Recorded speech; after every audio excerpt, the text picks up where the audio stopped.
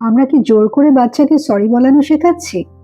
অনেক সময় দেখা যায় বাচ্চা যখন স্কুলে বা বাড়িতে অন্যায় করে তখন আমরা তাকে সরি বলতে বলি। কিন্তু কিছু কিছু সময় দেখা যায় যে বাচ্চা কিন্তু সরি বলতে চাইছে না। অনেক ধমকে বা বকার পরে সে হয়তো মাটির দিকে তাকিয়ে বিড়বিড় করে সরি বলে দিল। সেক্ষেত্রে আমরা হয়তো খুশি হয়ে যাই যে না, তাকে আমরা ডিসিপ্লিনটা শেখালাম। বা হয়তো আমাদের পাবলিক প্লেসে যদি সে কোনো খারাপ কাজ করে থাকে তাহলে হয়তো আমরা কিছুটা হলেও আমাদের মুখ রক্ষা হলো। কিন্তু বেসিক্যালি বাচ্চা কিন্তু ম্যানিপুলেশন বা পলিটিক্স শিখলো। সে কিন্তু ভাবলো যে এই সরিটি একটি ম্যাজিক ওয়ার্ড, এবং এটি যখন তখন আমরা যে কোনো অন্যায় করে একবার যদি কোনোভাবে সরি বলে দিতে পারি তাহলে আমরা বারবার অন্যায় করতেই পারি। তো সেক্ষেত্রে আমরা দেখে নিই যে বাচ্চাদের কেন জোর করে সরি বলানো উচিত না। প্রথমেই বলি যে 2 থেকে 7 বছরের বাচ্চারা কিছুটা ইগোসেন্ট্রিক হয়, এবং তাদের যেটা হয় যে তাদের ব্রেনের প্রিফ্রন্টাল কর্টেক্স পোর্শনটা আন্ডার কনস্ট্রাকশন থাকে। তো ন্যাচারালি তারা অন্যের অনুভূতি সম্পর্কে অনেক কম বুঝতে পারে, এবং সেই জন্যই তারা বুঝতে পারে না যে তারা কতটা আঘাত অন্যকে দিয়েছে, যাকে আমরা বেসিক্যালি এমপ্যাথি গ্যাপ বলি। আর বাচ্চাকে যদি জোর করে ক্ষমা চাইয়ে তাকে আমরা লজ্জিত বোধ করাই, তাহলে যেটা হয় পরবর্তীকালে হয়তো সেখান থেকে সে অ্যাগ্রেসিভ হয়ে যেতে পারে, কিন্তু তার কোনো অনুশোচনা ডেভেলপ করে না। আমরা অ্যাডাল্টসরা কিন্তু বিভিন্নভাবে এই ওয়ার্ডটা ইউজ করি।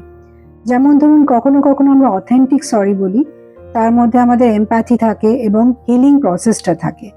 এছাড়া আমরা ম্যানিপুলেটিভ সরিও বলে থাকি, যদি কোনো ডিসকাশন আমরা বন্ধ করতে চাই বা কোনো সিচুয়েশনকে যদি আন্ডার কন্ট্রোল করতে চাই তাহলেও কিন্তু আমরা সরি বলে থাকি।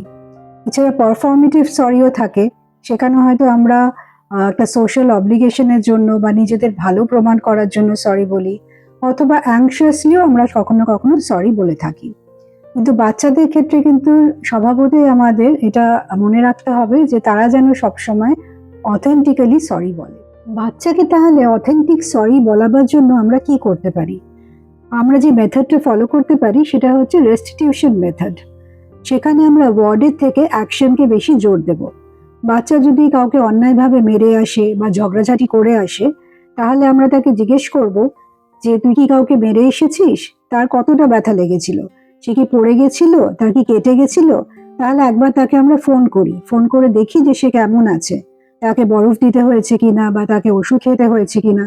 এই কথাগুলো বললে অটোমেটিক্যালি বাচ্চার মনে এমপ্যাথি সেন্সগুলো জাগবে এবং সে ফিল করবে যে সে অন্যকে আঘাত দিয়েছে, এবং সে নিজে থেকেই তখন সরি ওয়ার্ডটা ইউজ করবে।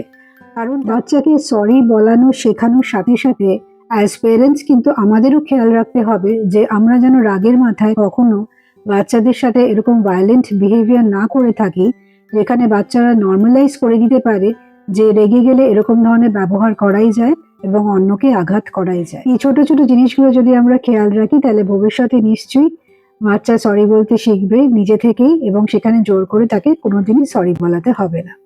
Thank you so much.